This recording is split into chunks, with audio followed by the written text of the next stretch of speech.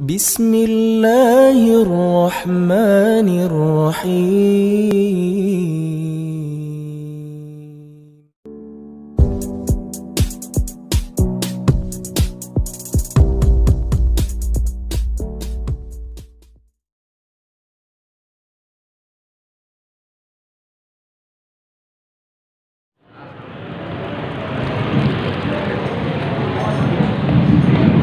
Assalamualaikum warahmatullahi wabarakatuh.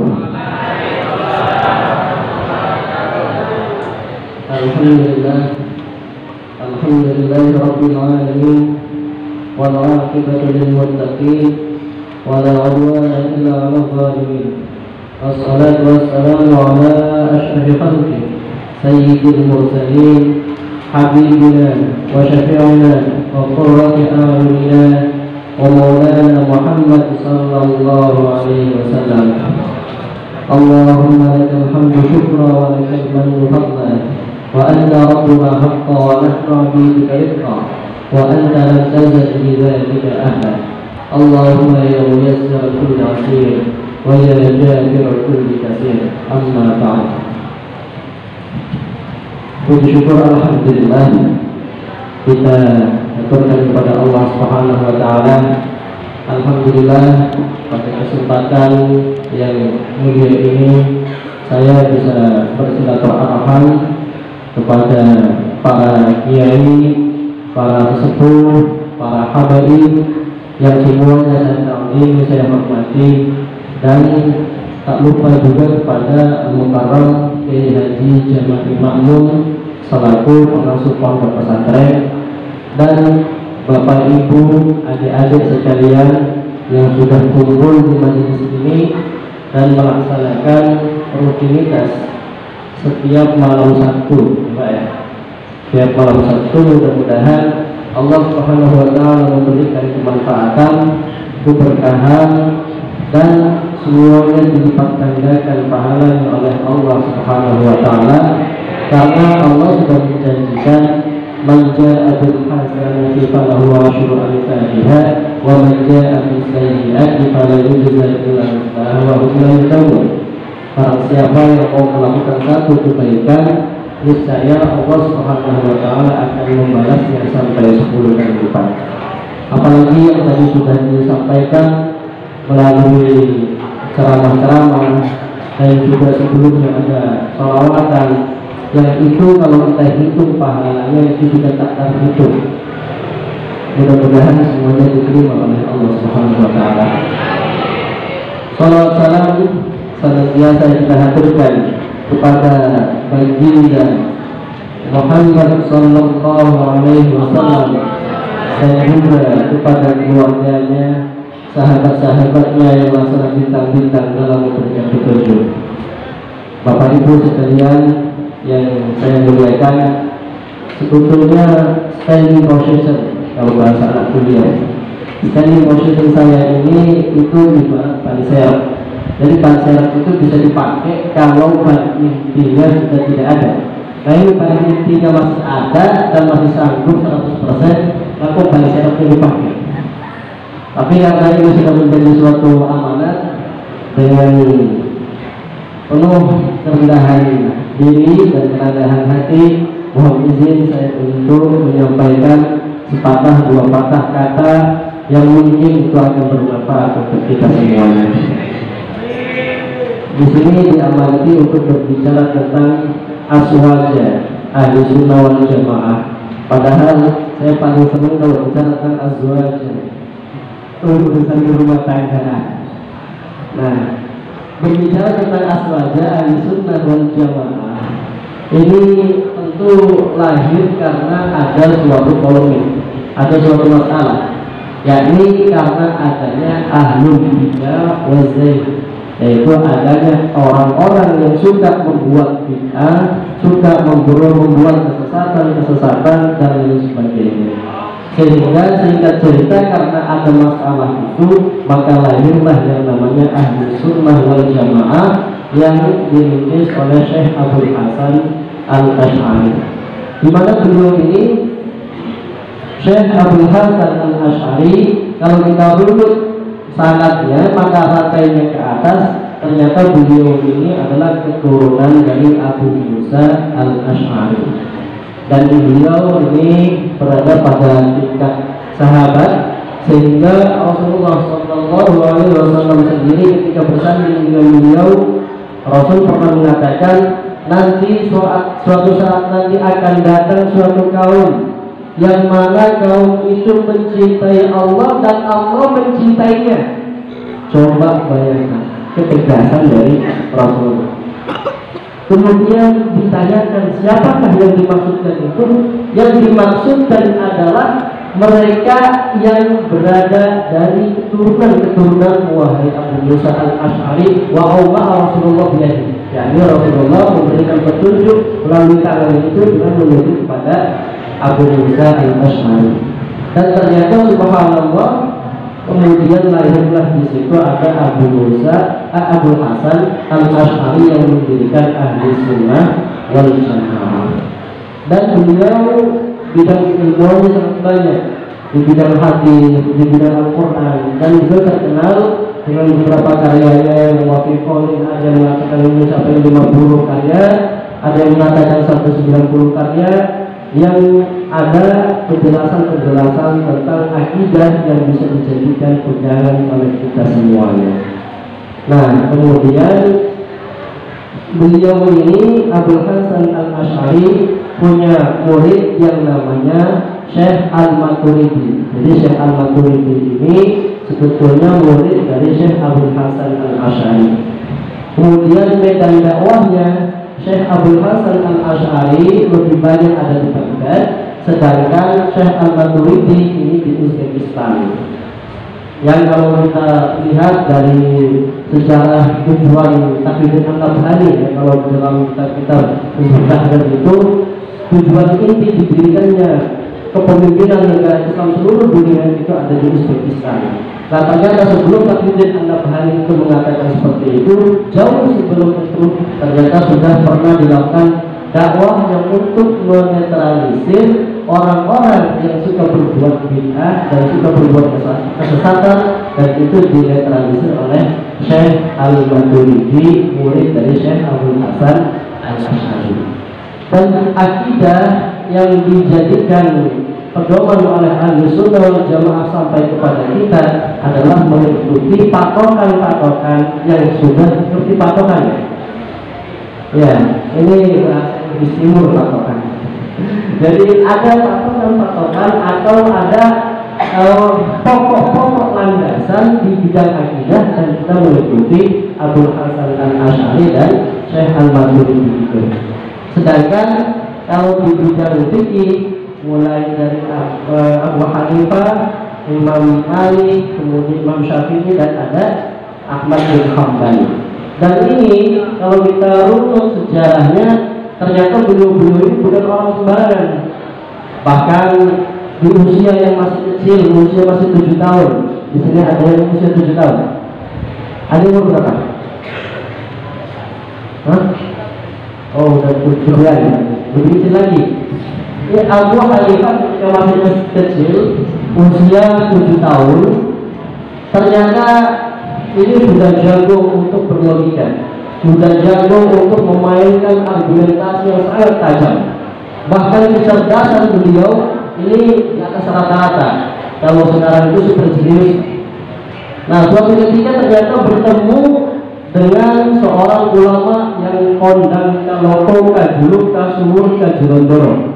Kalau ada yang bisa ngulang omongan saya tadi, saya kasih uang 10.000. Kondang kaloko kajuluk kasumur kajulondoro. Bisa Pak? Jadi maksudnya adalah seorang ulama yang masyhur, ulama yang sangat hebat, ulama yang tak terkalahkan, bahkan muncul kesombongan dalam dirinya bahwa dirinya itu tiada tanding, tiada banding, akulah yang paling hebat di atas segalanya. Muncul kesombongan dari diri ulama tersebut. Wafiqolin, nama ulama itu adalah Dahriyah. Si Dahriyah ini kemudian naik di atas mimbar. Di bawah itu ternyata ada Imam Abu Hanifah, di sebelahnya ada guru Imam Abu Hanifah yang bernama wafiqolin, namanya Syekh Ahmad. Ternyata si Bahwa itu mengatakan, wahai para jamaah, wahai para ulama, wahai orang-orang hebat di sini, siapa yang bisa berdebat mengalahkan aku? Semuanya satu forum, nggak ada yang berani jawab, karena memang semuanya tahu bahwa dia memiliki keilmuan di atas rata-rata. Akhirnya karena kesombongan intelektual kosong itu muncullah liberalisme, yakni Allah itu tidak ada, karena tidak bisa dilihat oleh kasat mata. Kalian kok bisa percaya kepada Allah yang Allah itu tidak bisa kelihatan? Kok kalian percaya bahwa Allah itu ada? Ternyata seorang anak kecil yang bernama Abu Hanifah tadi dengan tanggap kemudian beliau berdiri, beliau mengatakan, insya Allah dengan izin Allah saya akan bisa menjawab pertanyaan Anda. Kemudian melihat ternyata yang maju anak kecil usia 7 tahunan, anak ingusan, mungkin ingusnya juga belum beres. Akhirnya meremehkanlah sudah dia itu, bisa apa nama orang kecil? Orang yang hebat-hebat aja gak ada yang bisa jawab pertanyaan saya, apalagi kau masih kecil seperti ini. Nah, kalau anak zaman sekarang, jangan lihat gampang gue, ini kecil-kecil cabai rawit. Akhirnya si Imam Abu Hanifah mengatakan buktinya dan jawabannya ada badannya. Di dalam badanmu itu, sekarang saya bertanya, ruh itu adanya di kepala, ada di badan, ada di kaki, atau ada di tangan? Akhirnya dari sini dululah sudah dia itu adanya di mana? Kalau dijawab ada di kepala berarti badan tidak hidup. Kalau badan ini ternyata bukan tidak ada rohnya, misalkan roh ada di kaki, masa yang gerak cuma kakinya saja. Akhirnya di sini terbuat 1-0 perdebatan digunakan oleh Imam Abu Hanifah. Kemudian untuk mematikan langkah pemikiran dari si Dahriyah ini, akhirnya Abu Hanifah meminta 1 gelas susu kepada gurunya yang bernama Syafi'at itu. Dituangkanlah 1 gelas susu, kemudian si Imam Abu Hanifah bertanya kepada si Dahriyah, wahai ulama besar, tahukah engkau susu ini rasanya apa? Dijawabnya pasti manis. Kok bisa tahu itu rasanya manis? Ya sudah pasti di situ ada gulanya. Pertanyaan saya adalah, letak manis itu ada di bagian atas, di bagian tengah, ataukah di bagian bawah? Kemudian manis itu apa bisa terlihat? Di sini akhirnya diam 1000 bahasa tak bisa jawab nasi Dahriyah itu. Ternyata yang namanya manis itu bisa dirasakan, tidak bisa dilihat. Ketika sudah bercampur menjadi susu itu, disinilah menjadi suatu contoh bahwa yang diikuti oleh ahli sunnah wal jamaah salah satunya adalah Imam Abu Hanifah. Masih kecilnya saja itu sudah sangat luar biasa sekali, apalagi ketika beliau itu menjadi seorang mufti, bahkan seorang mujtahid. Berarti di sini kan tidak bisa diragukan ilmuwan. Kemudian Imam Abu Hanifah punya murid namanya Abu Yusuf. Abu Yusuf ini salah satu guru dari Imam Syafi'i. Imam Syafi'i itu tidak pernah berguru langsung kepada Imam Abu Hanifah, dikarenakan wafatnya Abu Hanifah bersamaan dengan lahirnya Imam Syafi'i. Wafatnya emas, lahirlah emas di situ. Sungguh sangat luar biasa peradaban Islam ini. Nah, kemudian Imam Syafi'i berguru kepada yang namanya Abu Yusuf. Abu Yusuf berguru kepada Imam Abu Hanifah. Imam Syafi'i sendiri dari segi keilmuan dan juga dari segi wilayahnya sungguh sangat luar biasa sekali. Bahkan ayahanda dari Imam Syafi'i sendiri ketika menemukan sebuah buah di sungai, kemudian ternyata di situ tak sadar beliau memakannya, beliau mencari ini kira-kira punya siapa, dicari ke sana kemari, ingin meminta pertanggungjawaban agar betul-betul yang masuk ke dalam perut ini benar-benar halal. Kalau sekarang kan beda, yang haram saja dimakan, apalagi yang halal. Yang halal walaupun di situ masih abu-abu, yang penting nggak nyampe haram. Yang halal sudahlah, yang penting nggak ketahuan. Itu kalau zaman sekarang.